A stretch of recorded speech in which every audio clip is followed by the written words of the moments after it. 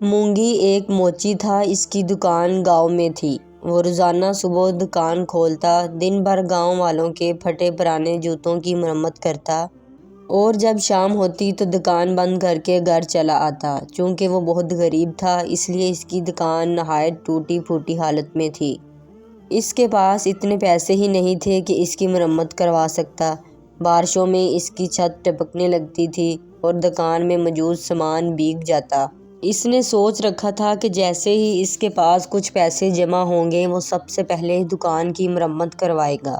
ایک روز صبح جب وہ اپنی دکان پر جانے کے لیے بیدار ہوا تو اس کی بیوی لالی بولی، لکڑیاں ختم ہو گئی ہیں، میں آٹا گوندھ کر رکھتی ہوں، تو جلدی سے لکڑی والے سے مجھے لکڑی لا دے تاکہ میں ناشتہ بناؤں۔ مونگی نے 2 چھپکے پانی کے منہ پر مارے اور گاؤں کی لکڑیوں کی ٹال کی جانب روانہ ہو گیا۔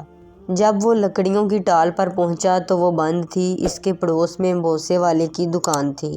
بوسے کی دکان کا مالک مونگی کا دوست تھا۔ اس نے بتایا کہ ٹال والا کل شہر گیا تھا اور آج دوپہر تک واپس آئے گا۔ مونگی نے سوچا کہ اگر لکڑیاں نہیں ملی تو پھر لالی ناشتہ کیسے تیار کرے گی۔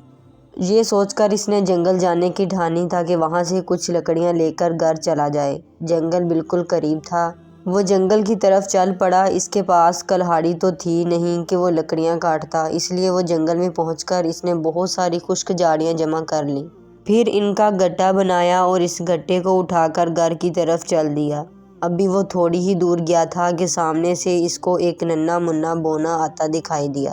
وہ اپنے پاؤں گھسیٹ گھسیٹ کر آہستہ آہستہ چل رہا تھا۔ مونگی کو لگا کہ اس کے پاؤں میں تکلیف ہے۔ مونگی ایک رحم دل آدمی تھا۔ بونے کے پاؤں کی تکلیف کا خیال دل میں آیا تو اس نے اس کی مدد کرنے کی ٹھانی۔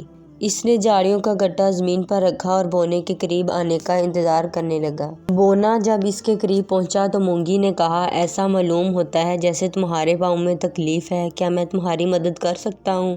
بونے نے کہا، میرے پاؤں میں کوئی تکلیف نہیں ہے، دراصل میں نے جو جوتے پہن رکھے ہیں وہ میرے پاؤں سے بہت بڑے ہیں۔ میں تیز تیز چلنے کی کوشش کرتا ہوں تو یہ پاؤں سے اتر جاتے ہیں۔ مونگی نے اس کی بات سن کر اس کے پیروں پر ایک نظر ڈالی۔ بونے کے پاؤں تو چھوٹے چھوٹے تھے مگر اس نے جوتے اتنے بڑے پہنے تھے جیسے خود مونگی پہنتا تھا۔ اتنے بڑے جوتے پہننے کی وجہ سے ہی بونا زمین پر پاؤں گھسٹ گھسٹ کر چل رہا تھا۔ مونگی نے کہا، اتنے بڑے جوتے پہن کر چلنا پھرنا بہت تکلیف دہ کام ہے۔ یہ جوتے تو بہت بڑے ہیں، تمہیں کہاں سے ملے؟ بونے نے جواب دیا، میں بونوں کی دنیا میں رہتا ہوں۔ ہماری دنیا سامنے والے پہاڑوں کے پیچھے ہے۔ میرا کسی کام سے تمہاری دنیا میں آنا ہوا۔ یہاں پہنچنے کے لیے پہلے تو مجھے پہاڑ پر چڑھنا پڑا اور پھر اترنا بھی پڑا۔ اس وجہ سے میں بہت تھک گیا تھا۔ میرے سامنے ایک جنگل تھا۔ جنگل میں پہنچ کر تھوڑا سا آرام کرنے کی غرض سے میں ایک درخت کی ٹھنڈی چھاؤں میں گھاس پر لیٹ گیا۔ اپنے جوتے اتار کر میں نے اپنے قریب ہی رکھ لیے تھے۔ میری تھوڑی دیر کے لیے آنکھ لگ گئی تھی۔ جب میں سو کر اٹھا تو میرے جوتے غائب تھے۔ میں نے گھبرا کر ادھر ادھر دیکھا۔ میری نظر سامنے درخت پر بیٹھے ایک بڑے سے بندر پر پڑی۔ وہ دانت نکال کر مجھے دیکھ رہا تھا اور اس نے میرے جوتے پہنے ہوئے تھے۔ میں اس کی طرف لپکا تو وہ درختوں کی شاخوں پر جھولتا ہوا وہاں سے غائب ہو گیا۔ میں بہت پریشان تھا۔